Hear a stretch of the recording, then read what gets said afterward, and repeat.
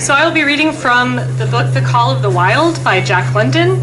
It was originally published in 1903 as an adventure fiction story about a pampered dog in California who is stolen and sold north to Alaska and the Yukon to become a sled dog.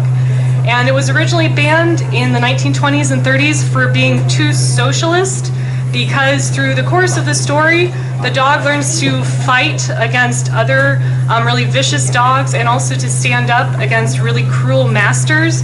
And in the course of that, he presents himself with individualism and strength and eventually becomes so savage that he leaves men altogether and joins a wolf pack. It has also raised eyebrows because it refers to human evolution, especially the evolution of people over time in coordination with dogs evolving together, and this sense of innate instinct. And so the reading I chose for today comes from that, because as Buck becomes more and more wild, he has these daydreams and memories of his ancestors and how they interacted with men. Buck spent long hours musing by the fire. The vision of the short-legged, hairy man came to him more frequently, now that there was little work to be done.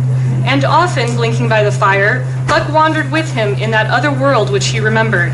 The salient thing of this other world seemed fear.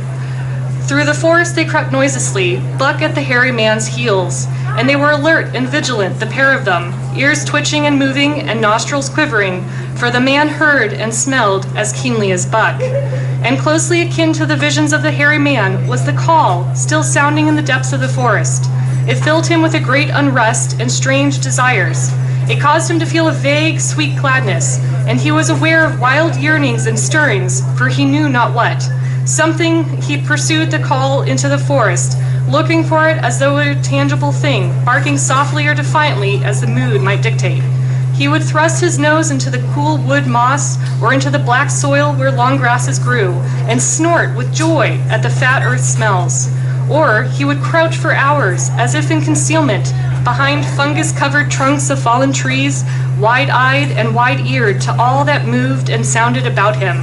It might be, lying thus, that he hoped to surprise this call he could not understand.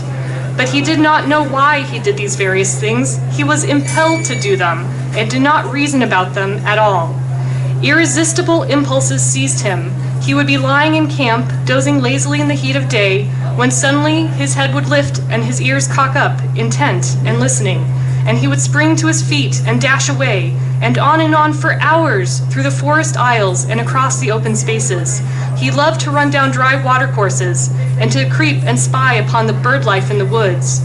For a day at a time he would lie in the underbrush where he could watch the partridges drumming and strutting up and down.